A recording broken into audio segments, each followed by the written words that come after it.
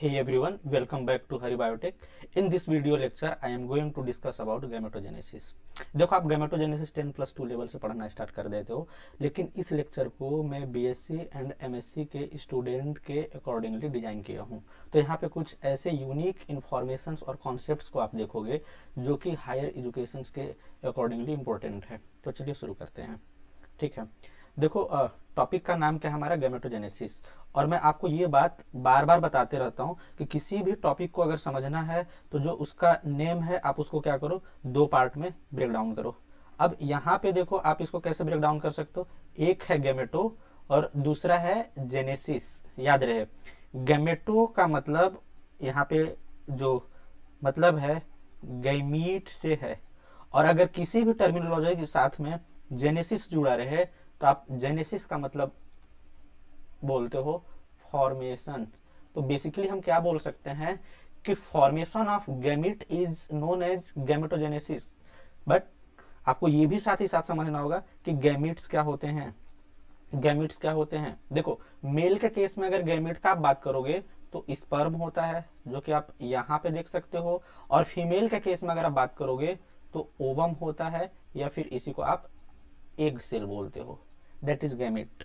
ठीक है, अब इससे रिलेटेड इंफॉर्मेशन क्या है आप उसको देखो तो चीजों को आप समझ पाओगे। See here, the primary sex organs the testis. अगर मैं मेल में बात करूंगा तो प्राइमरी सेक्स ऑर्गन क्या है, टेस्टिस है in the mails, and the ovaries in the females produce gametes that is sperms and ovum respectively by the process called gametogenesis.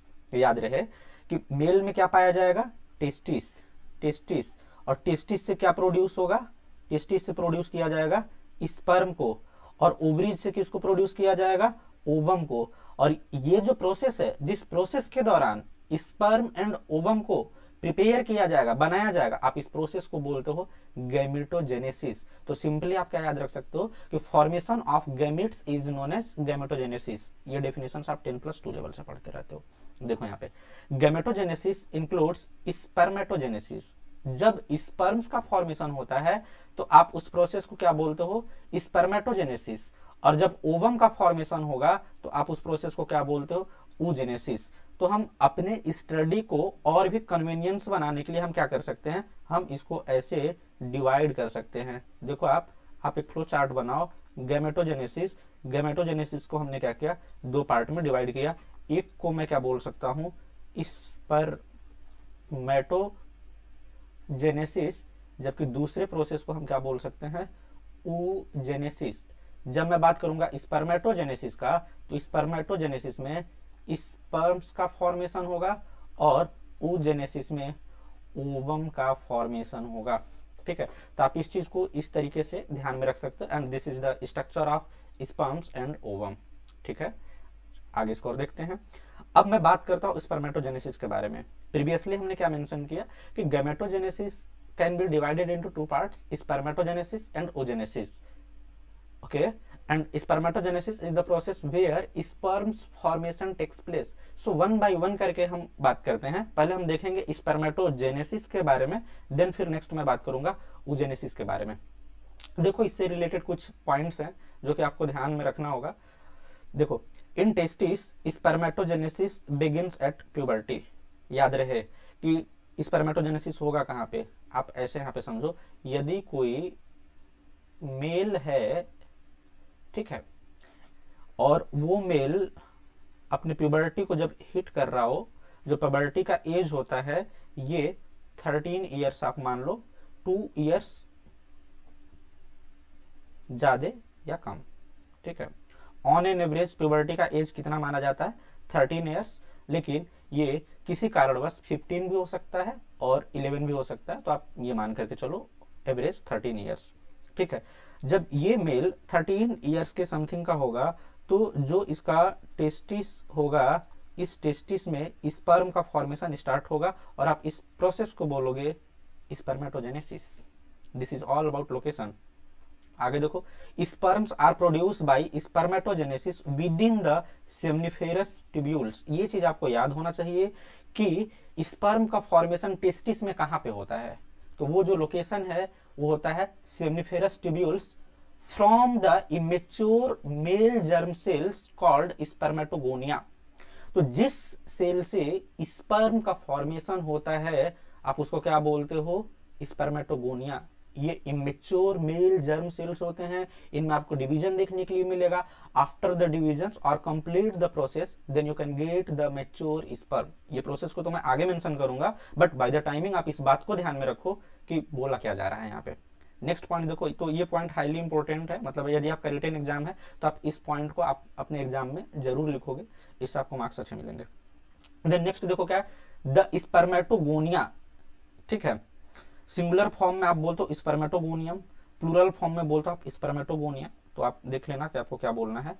Present on the inside wall of सेमनिफेरस tubules, कहाँ पे ये पाए जाएंगे, spermatogonia कहाँ पाए जाएंगे, सेमनिफेरस tubules के wall में पाए जाएंगे। Each spermatogonium is diploid and contain 46 chromosome.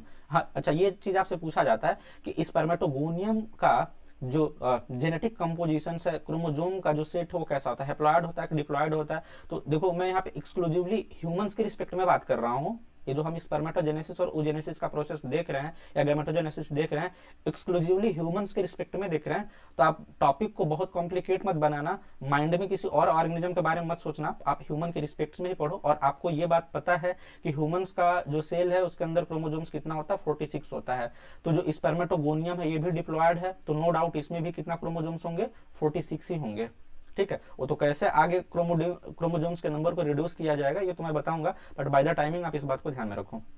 Next देखो आप क्या है, spermatogenesis is divided into 3 major phases, ठीक है। ये देखो इसके इवेंट्स हैं स्पर्मेटोजेनेसिस के, और इन स्टेप्स को आपको ध्यान में रखना होगा कि कौन कौन से 3 स्टेप्स होते हैं। सो देखो फर्स्ट स्टेप्स को आप क्या बोलते हो, प्रोलिफरेटिव फेज। प्रोलिफरेटिव वर्ड का मतलब ही होता है समथिंग लाइक डिविजन्स, डिवाइड करके नंबर को इंक्रीज कराना। तो देखो यहाँ पे क्या होता है, a proliferative phase where sperm stem cells, याद रहे स्पर्म स्टेम सेल्स, और डेप बायो में मैं आपको पढ़ा चुका हूं कि स्टेम सेल क्या होता है, ठीक है। और जो स्पर्म स्टेम सेल्स हैं ये किस कैटेगरी में आता है, यूनिपोटेंट के अंदर में आता है, ठीक है ना। बाकी आप रिवाइज कर लेना, रिकॉल कर लेना, जो भी इसके अलावा 3 टाइप हैं, ठीक है, उसको आप याद कर लेना। और यूनिपोटेंट में मैं आपको बताया था कि ये या तो स्पर्म स्टेम सेल्स हो गए या फिर ओगोनियम स्टेम सेल्स हो गए, these are unipotent stem cells. तो ये क्या बनाएगा, स्पर्मेटोगोनिया। इससे बनेगा इंक्रीज बाय माइटोसिस, माइटोसिस करके इनके नंबर को बढ़ाया जाएगा। तो प्रोलिफरेटिव फेज में आप बस इस बात को ध्यान में रखो कि जो स्पर्मेटोगोनिया है इनके नंबर को इंक्रीज किया जाएगा, याद रहे।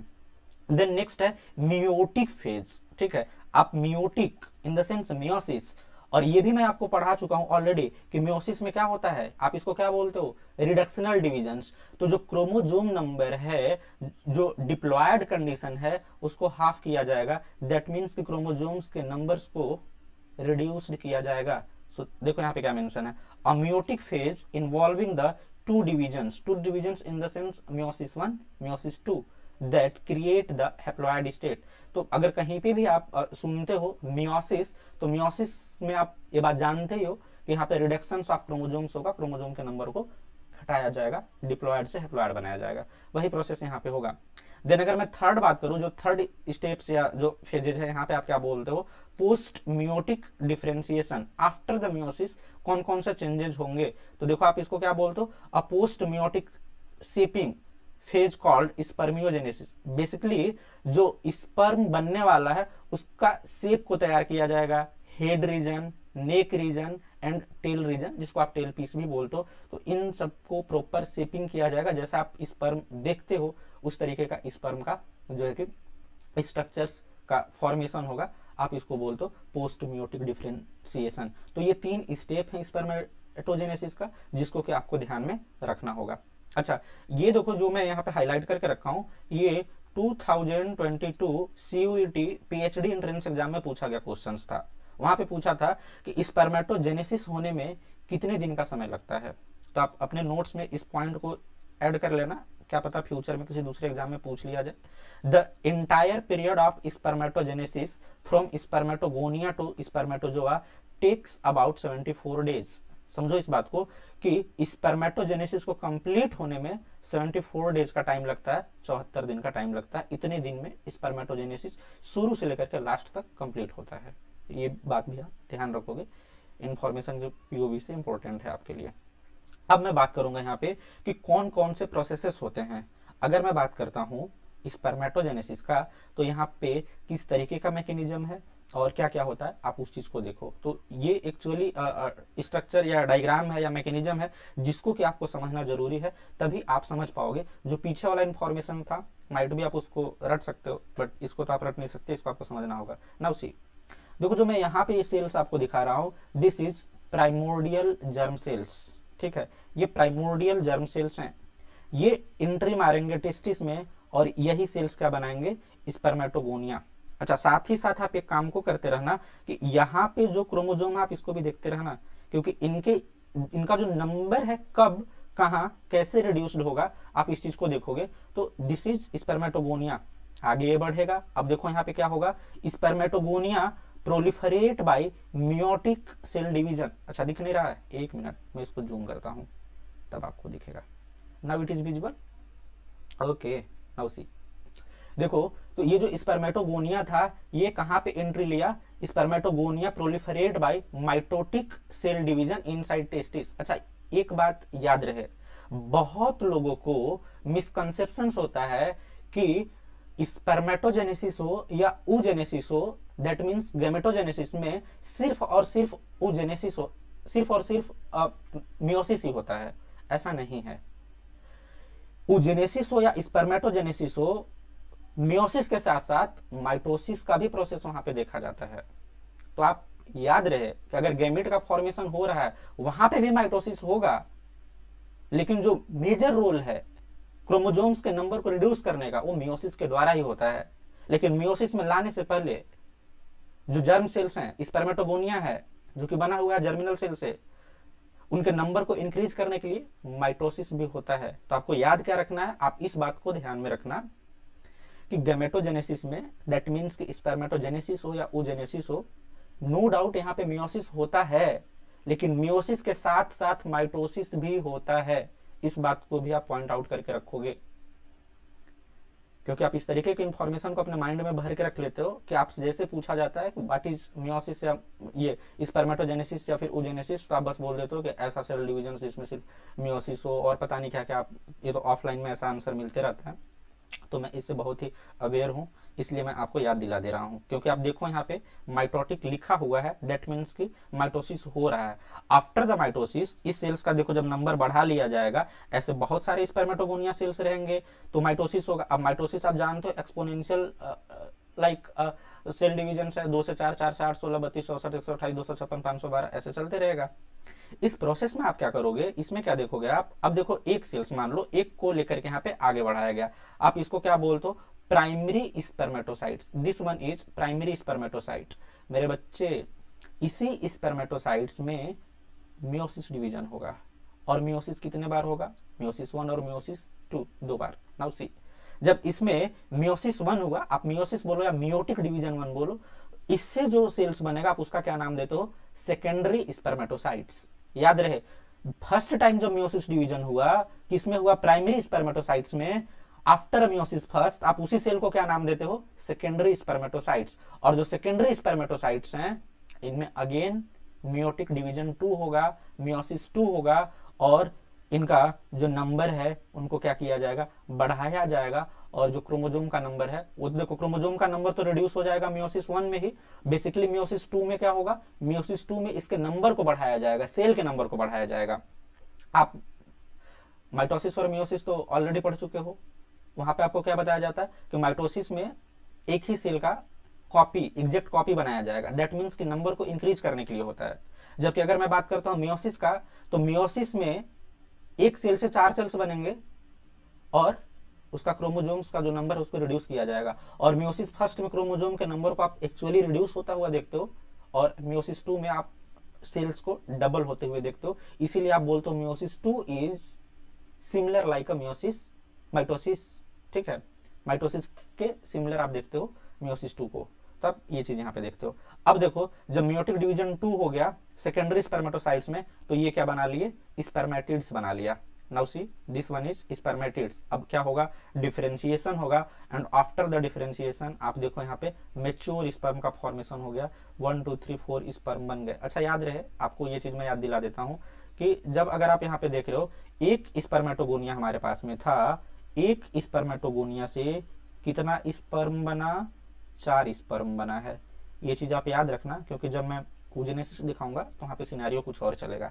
अच्छा देखो प्रीवियसली मैं मेंशन किया था 74 डेज का टाइम लगता है स्पर्मेटोजेनेसिस होने का, तो वो चीज देखो यहाँ पे मेंशन है। बच्चे का बर्थ हुआ और ये कैसा बच्चा होगा, मेल होगा, ठीक है। ये मान लो मेल है, ये 12 to 14 ईयर्स का टाइम को बिताता है अपने लाइफ का। देन ये एंट्री मारेगा प्यूबर्टी में। आफ्टर द प्यूबर्टी एंटरिंग, अब इसके बॉडी में जो है कि स्पर्मेटोजेनेसिस का प्रोसेस स्टार्ट होगा टेस्टिस में, और यहाँ से लेकर के जो यहाँ तक का प्रोसेस है ये होने में 25 डेज का टाइम लगेगा, फिर इसके बाद 9 डेज का, और यहाँ से यहाँ तक का 19 डेज और 21 डेज। जब आप इन सबको प्लस करोगे तो आप देखोगे कि 24 डेज के इक्वल आएगा। तो इतना दिन का समय लगता है स्पर्मेटोजेनेसिस होने में।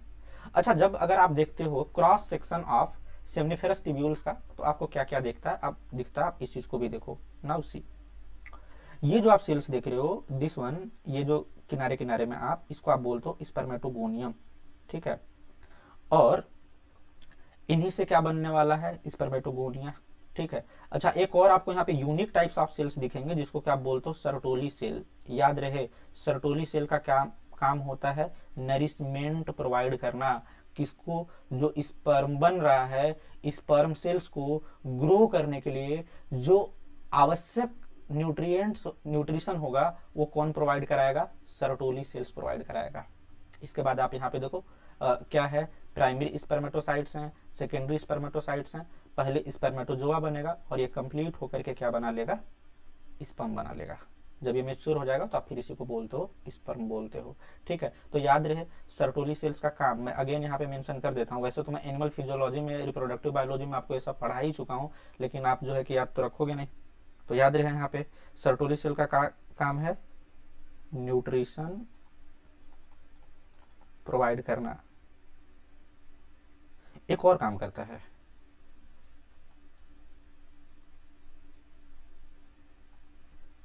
ब्लड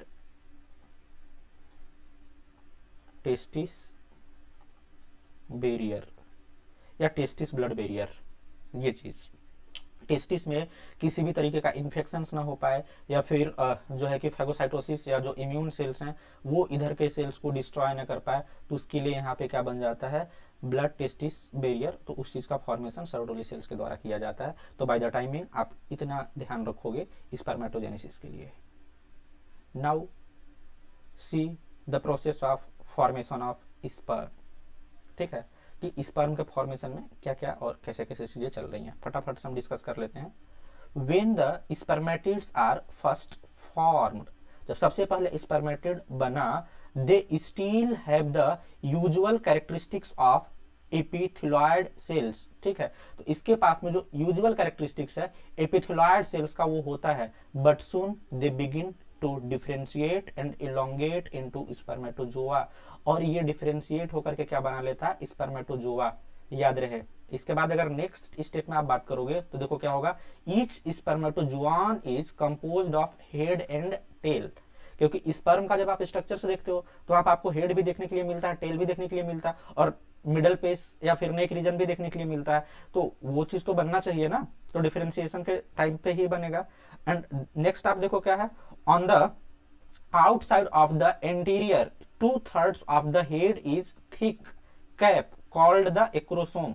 तो ये मैं ऑलरेडी बता चुका हूं आपको जब मैं फर्टिलाइजेशन आपको पढ़ाया था कि क्या होता है, हेड रीजन में एक्रोसोम होता है, उसके पास में एंजाइम्स होता है। अच्छा यहाँ पे देखो बहुत काम का चीज आपके लिए मेंशन है, acrosome that is formed mainly from the Golgi apparatus. छोटे मोटे एग्जाम्स में पूछ लिया जाता है कि जो एक्रोसोम है वो किस ऑर्गेनेल्स का मॉडिफिकेशन है। तो आपको याद रहे जो गोल्जी एपेरेटस या गोल्जी बॉडीज के नाम से जो आप जानते हो उसी से कौन बना हुआ है, एक्रोसोम बना हुआ है। This contains a number of enzymes similar to those found in lysosomes. याद रहे यहाँ पे बिल्कुल वैसे ही एंजाइम्स पाए जाते हैं जैसे लाइसोसोम्स में पाए जाते हैं, और इसके अलावा एक स्पेशल एंजाइम पाया जाता है इंक्लूडिंग हाइलुरोनिडेज। तो ये एंजाइम्स है जो कि पाया जाता है एक्रोसोम में।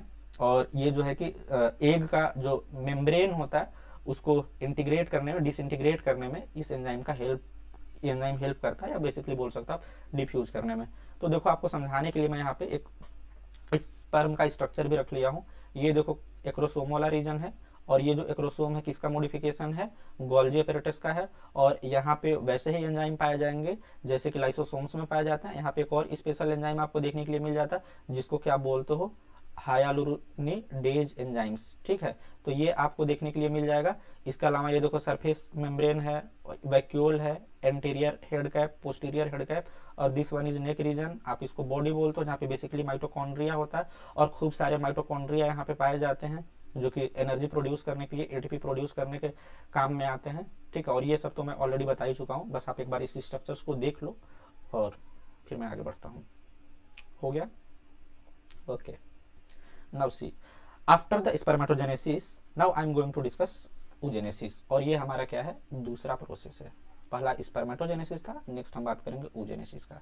आप देखो यहाँ पे, oogenesis is the process of forming a mature female gamete and it significantly differs from spermatogenesis। ठीक है, तो आप स्पर्मेटोजेनेसिस में देखें कि वहां पे स्पर्म का फॉर्मेशन हो रहा था, oogenesis में आप ओवम का या एग का फॉर्मेशन होता हुआ देखते हो, लेकिन प्रोसेस बिल्कुल सेम नहीं है। समझो इस बात को, स्पर्मेटोजेनेसिस और oogenesis में डिफरेंसेस हैं, बिल्कुल एक जैसे नहीं है। वो डिफरेंस क्या है वो तो मैं आगे मेंशन करूंगा, बट बाय द टाइमिंग आप माइंड में इस बात को रखो कि दोनों प्रोसेस में डिफरेंस होता है। ठीक है, आगे देखो, it begins during the fetal stage. बहुत इंपॉर्टेंट बात है, स्पर्मेटोजेनेसिस कब स्टार्ट हो रहा था, पबर्टी में।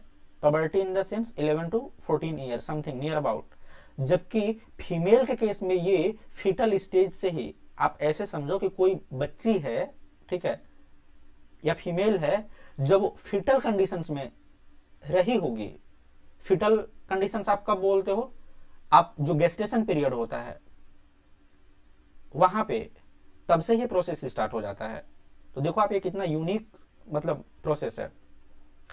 आगे देखो इसमें क्या क्या होता है, in the early fetal stage primordial germ cells, जिसको क्या बोलते हो, primordial ova, migrate from the yolk sac to the fetal ovary and upon arrival. अभी देखो इस फीटस का बर्थ नहीं हुआ है, ठीक है, ये जो बेबी चाइल्ड है, ये जो बच्ची है, ये अभी फीटस है, अभी इसका बर्थ नहीं हुआ है, और वहां पे ही सारा प्रोसेस स्टार्ट हो चुका है oogenesis का, कि जो प्राइमोर्डियल जर्म सेल्स हैं ये माइग्रेट करके कहां पहुंचेंगे, yolk sac of fetal ovary. These germ cells are referred to as oogonia, या फिर आप इसको बोलते हो गैमीट मदर सेल्स।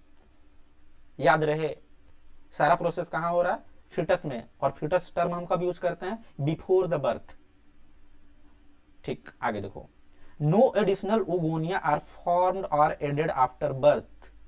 बर्थ से पहले जितने भी oogonia बने होंगे उस फीमेल्स के अंदर उतने ही oogonia रहेंगे, उसके बाद उसमें कोई भी oogonia एड उस बच्ची के बॉडी के द्वारा नहीं किया जाएगा after the birth. Before the birth जितने बने, जितने बच्चे, नियर अबाउट 7 मिलियन के आसपास बनता है, बचता काफी कम है, वो तो मैं आगे आपको दिखाऊंगा या बताऊंगा।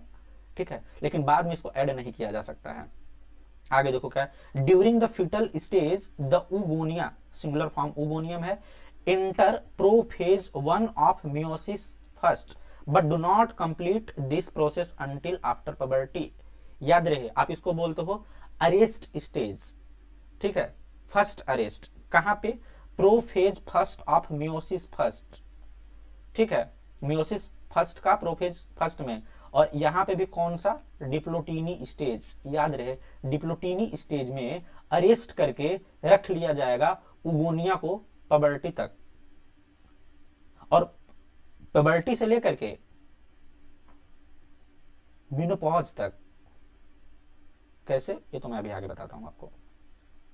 इन a temporally arrested state oogonia are known as primary oocyte, और जिन oogonia को अरेस्ट करके रख लिया गया है, आप इसको क्या बोलते हो, प्राइमरी oocyte। कहां अरेस्ट किया है, याद रखना, मियोसिस फर्स्ट, प्रोफेज फर्स्ट, ठीक है, प्रोफेज में आप कई सारा स्टेजेस देखते हो, वो कौन सा स्टेज है, आप एक मिनट में इसके लिए आपको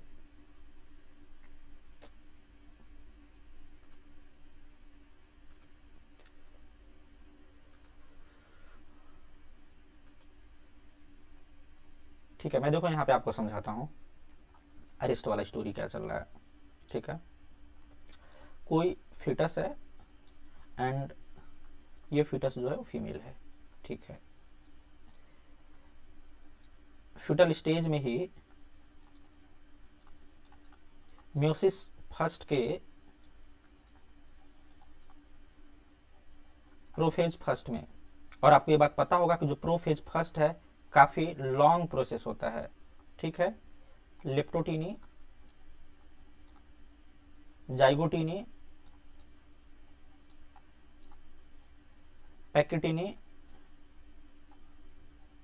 डिप्लोटीनी एंड लास्ट डाइकाइनेसिस। अरेस्ट किस में किया गया है, डिप्लोटीनी में। ठीक है, तो ये बात आप याद रख लेना, कहीं आपसे माइट भी पूछा जा सकता है। क्या, फीटस, फीटस में कहाँ पे, म्योसिस फर्स्ट, म्योसिस फर्स्ट में प्रोफेज वन के डिप्लोटीनी स्टेज में अरेस्ट करके रख लिया गया है। किसको रखा गया है अरेस्ट करके, बताओ आप, प्राइमरी oocytes को। ठीक है, अब आगे देखना क्या है, a large number of primary follicle degenerate during the phase from birth to puberty.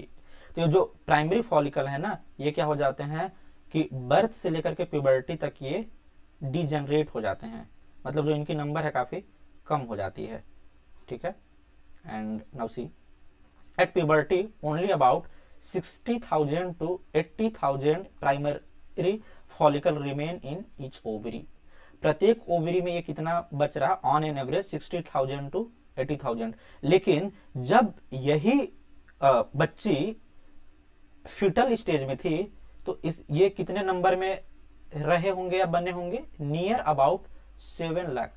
याद रहे 7 लाख के आसपास ये होता है बिफोर द बर्थ, लेकिन प्यूबर्टी तक आते आते प्रत्येक ओवरी में कितना बचता है, ओनली 60,000 to 80,000। ये सब इंफॉर्मेशन याद रखना आप। आगे देखो क्या है, बिटवीन अबाउट 13 and 46 ईयर। अब यहाँ पे देखो दो एज मेंशन किया गया, एक 13 है, इस एज को क्या माना गया है कि ये है मिनार्च। मिनार्च मतलब कि जब ये फीमेल अपने जीवन में फर्स्ट टाइम मेंस्ट्रुअल साइकिल को सेंस किया हो या ये पाया गया हो, और 46 ऑन एन एवरेज माना गया है कि जब इसी फीमेल में मेंस्ट्रुअल साइकिल्स स्टॉप हो जाए, बंद हो जाए, जिसको क्या बोलते हो, मेनोपॉज। ये इनके बीच का, यहीं पे ये पूरा प्रोसेस चलेगा। अगेन ये जो टाइम ड्यूरेशन है 13 ईयर, 2 ईयर्स प्लस माइनस कर लेना, ये किसी केस में 11 साल भी हो सकता है, किसी केस में 15 ईयर्स भी हो सकता है, और इसके बीच में भी हो सकता है। ये इंडिविजुअल्स टू इंडिविजुअल डिफरेंस करता है, याद रहे। और ये जो 46 है ये 2 साल कम भी हो सकता है और 4 साल अधिक भी हो सकता है, 50 तक भी ये जा सकता है। तो आप इस बात को ध्यान रखना। Years of age 400 to 500 of the primary follicles develop enough to be released from the ovary one each month। याद रहे कि इतने पूरे 13 ईयर्स लेकर के 46 ईयर्स तक में जो है कि 400 से लेकर के 500 के बीच में जो प्राइमरी फॉलिकल्स हैं डेवलप होंगे, प्रत्येक ओवरी से हर मंथ एक एक जो एग है या ओवम है उसको रिलीज करने के लिए, और जो रिमाइंडर है जो बाकी रह जाते हैं वो क्या हो जाएंगे, डीजेनरेट हो जाते हैं। ये बात भी याद रहे। Only 1 follicle fully matures each month, और प्रत्येक मंथ प्रत्येक ओवरी से एक एक फॉलिकल ही मैच्योर हो पाता है, होता है क्योंकि एक का ही जरूरत होता है। याद रहे, ये नॉर्मल केस का मैं बात कर रहा हूं। अब आप इस पूरे मैकेनिज्म को इस स्ट्रक्चर से समझो, इस डायग्राम से समझो। Now see is a female and आप, ये फीमेल का रिप्रोडक्टिव ऑर्गन है, और यहाँ पे भी जो मेरा पूरा फोकस है वो ओवरी पे है। So this structure is ovary, ovary number 1 and ovary number 2। किसी भी फीमेल में 2 ओवरी पाया जाता है। ठीक है, जो प्रोसेस इस ओवरी में होगा सेम प्रोसेस इस ओवरी में भी होगा, लेकिन अल्टरनेट जैसे मान लो एक मंथ में इस ओवरी से एग प्रोड्यूस हो रहा है, तो दूसरे मंथ में इस ओवरी से एग को प्रोड्यूस किया जाएगा। तो आप मान कर चलो कि इसमें इस प्रोसेस को दिखाया गया, मैं एरो से यहाँ पे लेकर के आया हूँ। आप देखो यहाँ पे क्या है, प्राइमोर्डियल जर्म सेल्स है, प्राइमोर्डियल जर्म सेल्स। इसमें क्या होगा, माइटोटिक डिवीजन, माइटोटिक मतलब माइटोसिस, ठीक है। ये कौन है, उगोनियम सेल है, उगोनियम। आप देखो यहाँ पे क्या है, 2n है, ठीक। माइटोसिस होगा, अगेन माइटोसिस करके इसके नंबर को बढ़ाया जाएगा, माइटोसिस करके इसके नंबर को बढ़ाया जाएगा। नाउ सी, आप यहाँ पे देखना है, इन एम्ब्रियो मतलब फीटल स्टेज में क्या हो रहा है, primary oocyte present at birth arrested in prophase of meiosis first of diplotene. यहाँ पे वो चीज मेंशन नहीं है, बट आप याद रख लेना डिप्लोटिनी, क्योंकि ये बहुत एग्जाम में पूछा गया क्वेश्चन है, पूछा जाता है। डिप्लोटिनी में इसको अरेस्ट करके रखा जाएगा, कब, एम्ब्रियोनिक स्टेज में। आगे देखो क्या है, यहाँ तक के जो डॉटेड्स आपको ऐसे ऐसे दिखाया गया है, ये बिफोर द बर्थ है, और इसके बाद जो कहानी है आफ्टर द बर्थ है। और आफ्टर द बर्थ भी कब, स्टार्टिंग एट पबर्टी, और पबर्टी का एज अभी हमने बताया क्या है, on an average 13 years plus minus 2 years, ठीक है। अब देखो आप क्या होगा यहाँ पे, completion of meiosis first and onset of meiosis 2। Meiosis 1 complete होगा। अच्छा, जो प्राइमरी oocyte है, जब इसमें मियोसिस 1 होगा, 2 सेल बनेंगे, एक को आप बोलते हो फर्स्ट पोलर बॉडी और दूसरे को बोलते हो आप सेकेंडरी oocyte। याद रहे, oogenesis में एक सेल का साइज बड़ा होता है, जैसा कि आप देख सकते हो, दूसरे सेल का साइज काफी छोटा होता है, और जो छोटा सेल है आप उसको बोलते हो पोलर बॉडी। ये जो पोलर बॉडी है अपने आप को सैक्रिफाइस करते हैं सेकेंडरी oocyte के लिए। जो इनका साइटोप्लाज्म है वो चला आता है इनके पास में। ये बन क्यों रहे हैं फिर, ये बस इसलिए बन रहे हैं ताकि क्रोमोजोम का नंबर हाफ हो सके। यहाँ पे भी 23 क्रोमोजोम्स होगा, यहाँ पे भी 23 क्रोमोजोम्स रहेगा, डिवीजन इक्वल हुआ है क्रोमोजोम का, लेकिन जो साइटोसोलिक कंटेंट है उसका डिवीजन इक्वल नहीं हुआ है, अनइक्वल हुआ है। याद रहे what I am saying, yes please listen to me, very important concept. देखो यहाँ पे क्या बताया जा रहा है कि जब फर्स्ट मियोसिस हुआ तो 2 सेल्स बने, एक को आप बोलते हो फर्स्ट पोलर बॉडी, दूसरे को आप बोलते हो सेकेंडरी oocyte। सेकेंडरी oocyte का आप साइज देखो, आपको बड़ा दिख रहा होगा, फर्स्ट पोलर बॉडी का साइज देखो छोटा दिख रहा है।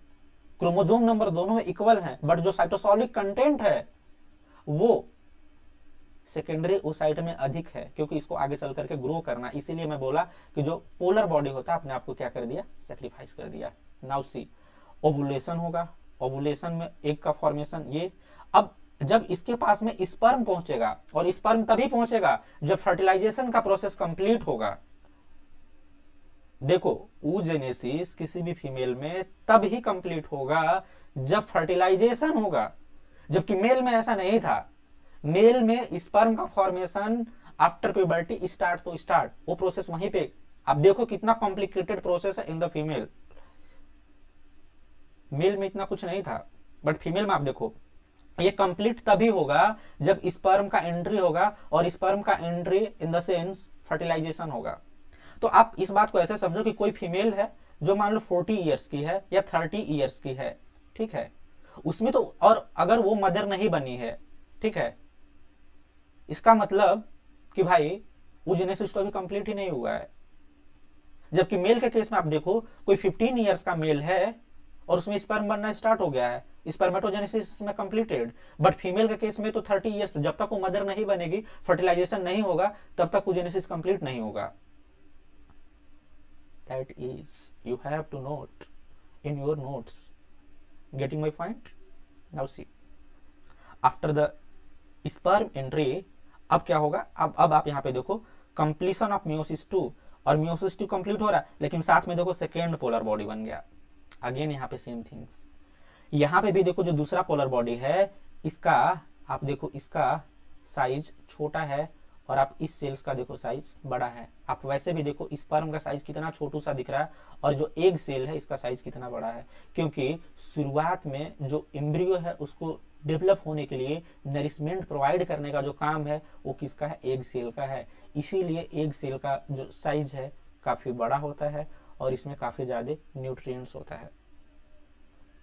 oogenesis एक हाईली कॉस्टली प्रोसेस है विथ रिस्पेक्ट टू स्पर्मेटोजेनेसिस।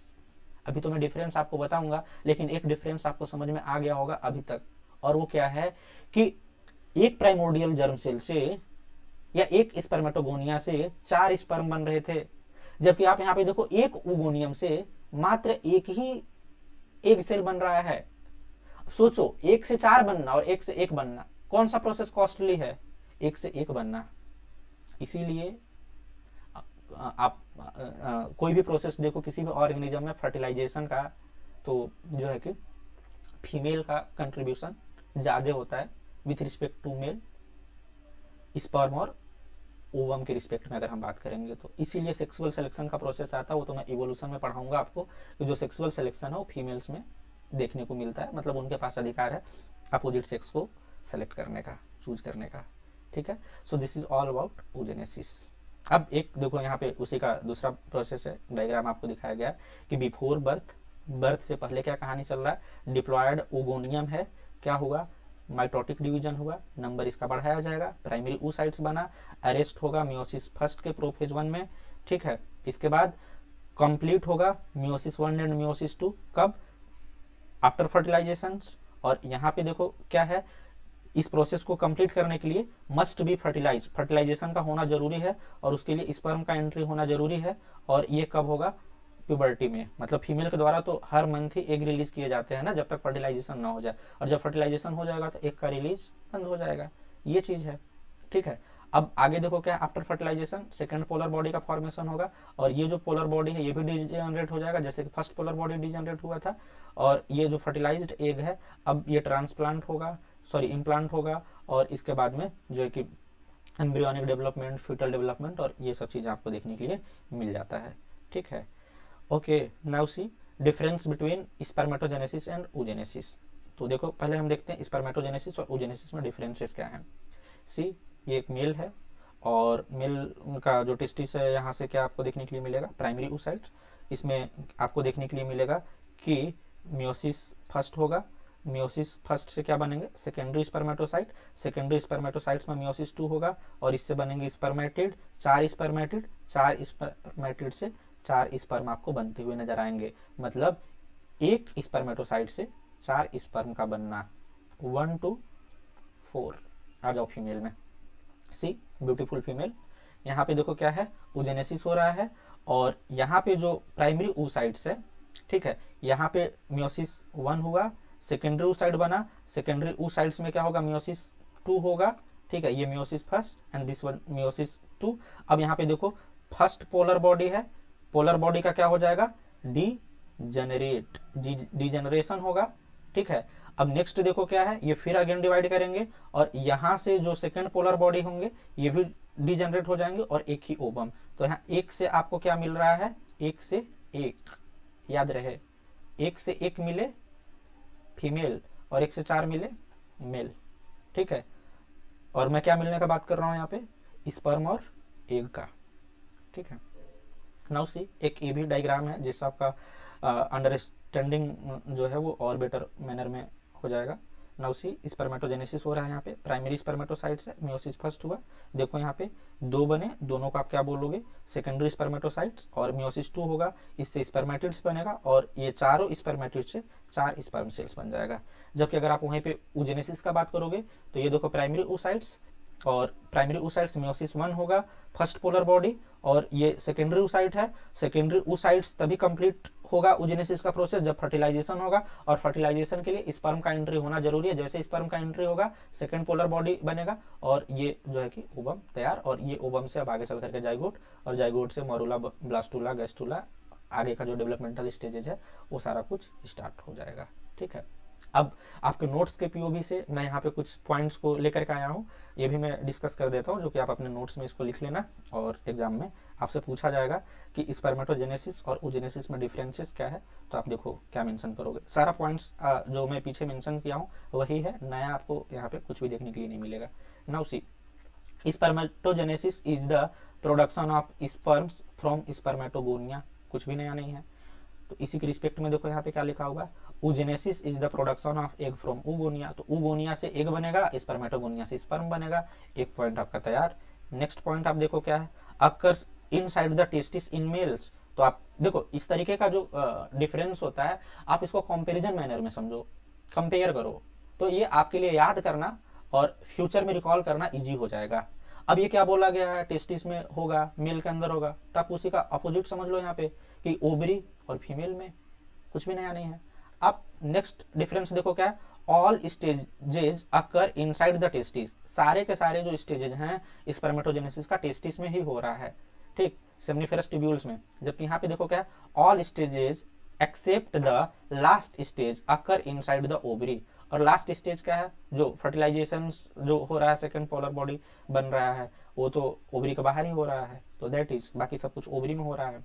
आगे देखो क्या है, a continuous process occurring after the puberty till death, मतलब स्पर्मेटोजेनेसिस एक बार किसी भी मेल में स्टार्ट हो गया और मान लो कि ये मेल 13 ईयर्स में, तो अगर ये 100 साल तक भी जिंदा है इस धरती पे तब भी स्पर्मेटोजेनेसिस होगा, स्पर्म बना सकता है। लेकिन फीमेल के केस में कहानी अलग ही चल रहा होता है। Early stage occur during fetal period, start कहां से हो गया है, फिटल पीरियड में ही, before the birth. The rest of the process occurs after the puberty until menopause, और मिनोपॉज का जो एज है ऑन एन एवरेज कितना है, आप 45 to 50 मान करके चलते हो। तो ये भी एक बहुत बड़ा डिफरेंस है कि अगर कोई 100 ईयर्स का भी मेल है और अगर वो चाहता है कि उसको फादर बनना है, 100 साल में भी कोई पुरुष पिता बन सकता है, लेकिन कोई महिला 45-50 साल के बाद मदर नहीं बन सकती है, क्योंकि एग का फॉर्मेशन होना बंद हो चुका है, तो फर्टिलाइजेशन कैसे होगा। लेकिन इनके पास में क्या है, दूसरा